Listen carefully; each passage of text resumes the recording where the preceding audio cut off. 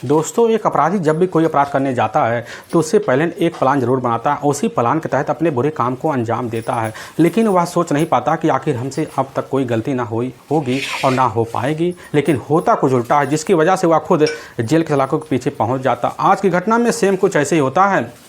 नमस्कार दोस्तों, मैं प्रदीप कुमार आपको इस क्राइम ऐसे कैसे चैनल पर मैं स्वागत करता हूं। दोस्तों आज की यह जो सच्ची घटना है या घटना सुनाने से पहले मैं आपसे छोटा सा रिक्वेस्ट करना चाहता हूं, क्योंकि आप अगर इस चैनल पर नए हो, पहली बार आए हुए हो, तो एक बार जाकर अपने ही प्यारे हाथों से आप इस चैनल को लाइक और सब्सक्राइब और शेयर ज़रूर करें, ताकि आपकी वजह से इम्पोर्टेंट होने के नाते अब यह जो वीडियो है काफ़ी लोगों तक पहुँचाया जा सके। अब इसके लिए हम आपके तहे दिल से शुक्रगुजार रहेंगे। दोस्तों आज की यह जो घटना है, यह घटना है ठीक उत्तर प्रदेश और उसी में जाना माना एक जिला पड़ता है इटावा, और ठीक उसी से सटा हुआ एक चौबिया जाना माना अब थाना पड़ता है। ठीक उसी इलाके में ही एक गंगापुरवा गांव पड़ता है। उसी गांव के रहने वाले होते हैं कुलप सिंह यादव। अब उनके टोटल 2 ही बेटे होते हैं, जिसमें बड़ा बेटा इधर बाल किशन होता है और छोटा बेटा अब राम किशन होता है। और बड़ा बेटा जो होता अपने पिता के साथ रहकर घर गृहस्थी में अब काम बटाया करता था, और छोटा बेटा जो होता राम किशन मौके पर पास एक कॉलेज होता उसी में जाकर पढ़ाई किया करता था। लेकिन जैसे ही बाल किशन अब शादी की दहलीज पर पहुंचता तो उसी समय अब कुलप सिंह जो होते हैं अपने बड़े बेटे की शादी के लिए अब लड़की की तलाशी करते हैं, काफ़ी मेहनत करते। तभी उनके कुछ अपने रिश्तेदार होते हैं, उन्हीं के द्वारा पता चल जाता कि ठीक जो होता है यहाँ से लगभग कुछ दूर पर ही इधर उसराहार थाना पड़ता है। उसी थाने में सटा हुआ एक घरा गांव पड़ता है। उसी गांव के ही रहने वाले होते हैं हुकुम सिंह। उनके परिवार में टोटल अब 3 बच्चे होते हैं, जिसमें 2 बेटे होते हैं और एक बेटी होती है। और बड़ा बेटा होता है परशुराम और दूसरे नंबर का बेटा होता है अब जयराम, और एक बेटी होती है सबसे छोटी अमृता। लेकिन अमृता जैसे ही अब शादी की दहलीज पर पहुंचती है तो उसी वक्त जो होता है खुद इधर अब हुकुम सिंह अपनी बेटी के लिए रिश्ता तलाशते हैं। लेकिन इससे पहले जो होता है अब जाकर दोनों बेटी की शादी तौर तरीके से कर देते हैं। और बेटे के शादी होने के बाद दोनों जो बेटे होते हैं अपना अलग अलग निवासा बना लेते हैं। लेकिन अचानक जो होता है इधर अब परशुराम की जो पत्नी होती है एक बिजली की चपेट में आने की वजह से इस दुनिया को छोड़ के चली जाती है। लेकिन इधर अब जयराम जो होता है अपने भाई के साथ एक ही प्लाट में 2 मंजिलों में रहना शुरू कर देते हैं। लेकिन इसी बीच अमृता जब शादी की दहलीज पर पहुंचती है तो अमृता की जो शादी होती है उसी समय जाकर अब इधर हुकुम सिंह अब बाल सिंह से करवा देते हैं। और बाल सिंह के साथ जो होता है इधर अमृता खूबसूरत तरीके से रहती है। अब कुछ सालों को जब वक्त बीतता है तो इधर अमृता के टोटल 2 बच्चे हो जाते हैं। लेकिन अमृता जो होती है एक सामूहिक परिवार पाकर उस घर में रहने के लिए कतई राजीनामा नहीं दिखाती, जिसकी वजह से वह झगड़े तकरार करना शुरू कर देती है। और इसी झगड़े तकरार की वजह से अब इधर जो होता है खुद अमृता अपने पति जाकर बाल किशन को अपने साथ लेती है, और लेने के बाद ठीक जो होता अपने गांव के बाहरी छोर पर एक पैतृक मकान होता है उसी में जाकर रहने लग जाती है। लेकिन इधर जो होता है अब जैसे ही राम किशन पूरी तरह से शादी के दहलीज पर पहुंचता है तो हुकुम सिंह जो होते हैं अब अपने बेटे राम किशन के लिए अब लड़की की तलाशी करते हैं। वह भी काफ़ी मेहनत करते हैं। लेकिन इसी बीच अब राम किशन के लिए ठीक है एक बिमला नाम की खूबसूरत लड़की मिल जाती है, जो ठीक इधर इकादिल एक गांव पड़ता है, उसी का तिरवा जाना माना इलाका पड़ता है। वहीं के रहने वाले अब राम सिंह होते हैं। राम सिंह के परिवार में टोटल अब 3 बच्चे होते हैं। उनके परिवार में सबसे छोटी जो बेटी होती है अब बिमला ही होती है। बिमला देखने में काफ़ी खूबसूरत भी होती और चंचल होती है। और बिमला इधर जब राम किशन को पाती है तो तरीके से आकर अपने ससुराल में जब रहने लग जाती है तो शादी के लगभग कुछ महीने बाद बिमला को पता चलता कि हमारा जो पति हमसे उम्र में लगभग अब 10 साल बड़ा भी है। काफ़ी सारी जानकारी जब लेती बिमला जो होती है अपने पति के साथ रह रहकर अपनी ज़िंदगी कैसे न तैसे बिताती है। बिताने के कुछ साल बाद जो होता है बिमला एक बेटे की माँ बन जाती है, जिसका नाम तौर तरीके से वीरेंद्र रखवा लेती है। लेकिन राम किशन जो होता है अपने परिवार की स्थिति को देखता है, समझता है, बूझता है, अपने भाइयों से बात करता है। भाइयों से बात करने के बाद अब इधर राम किशन जो होता है फैसला लेता है और आगरा निकल जाता है। और वहाँ जाता है अपने एक दोस्त की मदद से वहाँ ठेकेदारी बड़े बिल्डिंगों का काम करना शुरू कर देता है।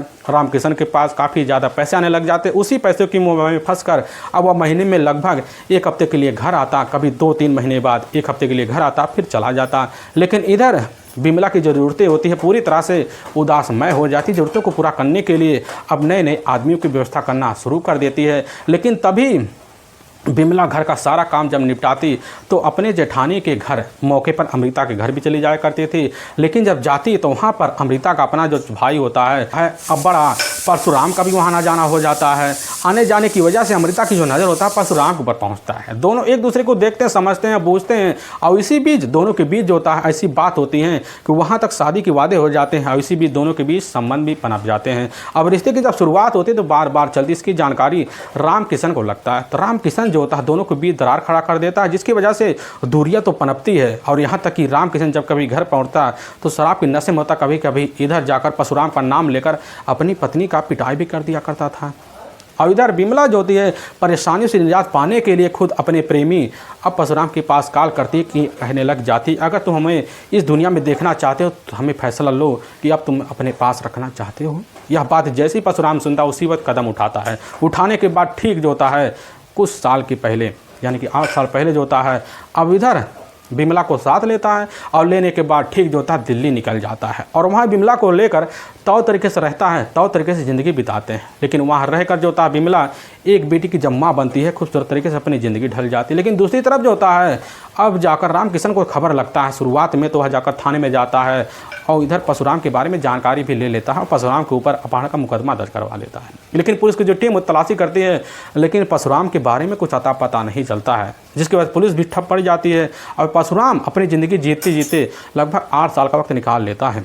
और लेकिन इधर बिमला को अपने साथ लेता, अपने बच्चे को अपने साथ लेता और अपने पैतृक गाँव पहुँचता है। और वहाँ पहुँचता है, जब वहाँ रहने लग जाता है तो इधर जो होता है अब परशुराम का अपना जो छोटा भाई होता है जयराम अब अपने साथ है। मौके पर अपने भाई को तो देखता, लेकिन जब उसके नई नवेली दुल्हन को देखता सनच रह जाता। वह सोच लेता है कि आखिर इस ज़मीन का जो जायदाद को हिस्सा था तो पूरा हमारे हिस्से में आता, क्योंकि इधर बड़े भाई अब जो होता है परशुराम की अपनी पत्नी थी नहीं और परशुराम अकेला था। अगर इसकी पत्नी आ गई है तो इसमें तो हिस्सा बढ़ जाएगा। यही सब सोच साच कर इधर जयराम पूरी तरह से चिंतामय हो जाता है। तो तरीके से अब जो होता अपने भाई से तो बात करता, लेकिन उसकी बात करने का जो तरीका होता है काफ़ी अलग होता है, मनमुटाव होता है। और यहाँ तक कि जयराम की रात की जो नींद होती है अब इधर उर्मिला की वजह से हराम हो जाता है। अब उसी वक्त अब जयराम अपनी बहन अमृता के पास पहुँचता है। इसकी जो सूचना होता है अब जाकर राम किशन को दे देता है और राम किशन जब खबर पाता है, पाने के बाद जो होता है जयराम के ही घर पहुंच जाता है और परशुराम से मुलाकात करता, अपनी पत्नी से मुलाकात करता है, पंचायत लेकर पहुंचता है। पंचायत बैठती है, लेकिन पंचायत के द्वारा जो होता है उर्मिला की सहमति आती है। उर्मिला अब अपने पति वहाँ छोड़ने की फैसला लेती है और परशुराम के साथ और 3 साल बच्ची के साथ उसी मकान में रहने लग जाती है। लेकिन इधर जो होता है अब इसकी जो खबर होता है जाकर जयराम को जब लगता है सनच रह जाता है। वह समझ जाता है कि आखिर जो होता है अब उर्मिला कभी भी हमारे भाई परशुराम के छोड़ के जाए नहीं और इस हिस्से में अपना हिस्सा जरूर ले लेगी। यही सब सोच साच कर जयराम काफ़ी उसी समय षड्यंत्र रचना शुरू कर देता है। सोचने लग जाता है कि ऐसा षड्यंत्र रखेंगे कि पूरा परिवार जो होता है परशुराम का तहस महस हो जाए। यही सब सोच साच कर अब इधर जयराम जो होता है जाकर राम किशन का दिमाग भी हिला दिया करता था और राम किशन आता और अपनी पत्नी को धमकाता कि तुम्हारे परिवार को पूरी तरह से तहस महस कर देंगे। लेकिन जयराम जब खबर पाता समझ जाता कि बस करो, अब इसी मौके का फ़ायदा हमें उठाना चाहिए, क्योंकि अगर कोई भी घटना होगा तो इसका सारा जिम्मेदार जाकर अब राम किशन होगा। तो इधर जयराम जो होता है बड़ा ही खतरनाक प्लान बनाता है। अपने प्लान के तहत हो जाता है अब एक बाजार जाता है, वहाँ एक अपराधी से मुलाकात करता है। 4000 रुपये का एक रिवॉल्वर लेता है और काफ़ी सारी गोलियां लेता अपने पास रख देता है और सही समय का इंतजार भी करता है। और तभी जो होता है जैसे 13 दिसंबर अब साल 2014 का ही अब रात का वही 12 बजे के आसपास का टाइम होता है। तो उसी वक्त जयराम जो होता है और पहली मंजिल पे जाता है। जाने के बाद अब इधर कमरे में 3 साल बच्ची जो बरामदे में सोई हुई थी उसके ऊपर एक के बाद एक गोली चला देता है। अब इसकी जो आवाज़ होती है जाकर परशुराम और उर्मिला के कान में पहुँचता। उर्मिला दोनों देखते पहुँचते हैं, फिर उसी जगह से छाड़ी करना शुरू करते हैं। लेकिन इधर जो होता है जयराम दोनों के ऊपर भी वही इसी तरह से गोलियाँ थी, जिसकी वजह से तीनों के तीनों मौत की नींद में सो जाते हैं। और उसी वक्त जयराम बाहर निकलता है, एक भूसे का कोठरी होता है उसी में जाकर रिवॉल्वर और इधर कपड़े को छुपा देता है।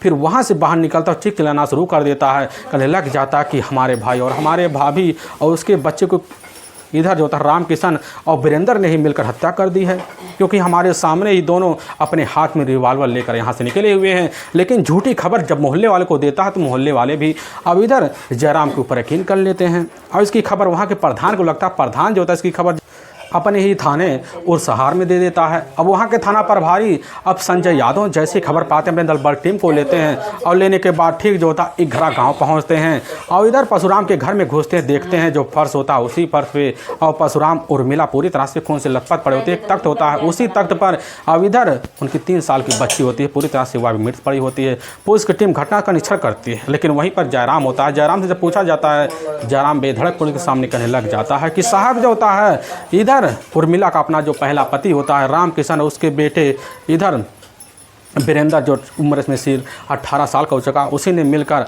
अपने ही माँ और इधर परशुराम और पुलिस की जो टीम होती है अब इधर जाकर बॉडी का पंचनामा भरती उठाकर अपने नज़दीकी सरकारी अस्पताल में तीनों बॉडी को पोस्टमार्टम के लिए भिजवा देती है। जयराम को थाने ले जाती है। जयराम के ही तहरीर पर अब इधर वीरेंद्र और इधर राम किशन के ऊपर मुकदमा दर्ज कर दिया जाता है। पुलिस की जो टीम होती है अब राम किशन और इधर वीरेंद्र को कस्टडी में लेकर पूछताछ करती है, तो पूछताछ करने के बाद दोनों बेगुनाह नजर आते हैं। इसलिए पुलिस की जो टीम होती है अब जानना चाहती थी कि आखिर जयराम और परशुराम के बीच कैसा संबंध है, और जब जानकारी लगता पता चलता है इनके बीच जो होता है जमीनी विवाद था। पुलिस को शंका हो जाता है, जिसके बाद पुलिस की जो टीम होती है अब जयराम और इधर राम किशन के ऊपर मुखबिर लगा देती है और मुखबिर लगभग 1 हफ्ते बाद जो होता है शादी पोशाक में ठेके पर पहुंचते। उसी ठेके पर जो होता है अब इधर जाकर जय राम से मुलाकात होती है। जयराम को पुलिस के मुखबिर जो होते हैं मौके पर अपने हिसाब से अपने मायाजाल में फंसाते हैं। फंसाने के बाद सारा जुल्म वही जो होता है जयराम शराब के नशे में कबूल कर लेता है और इसकी खबर जाकर थाना प्रभारी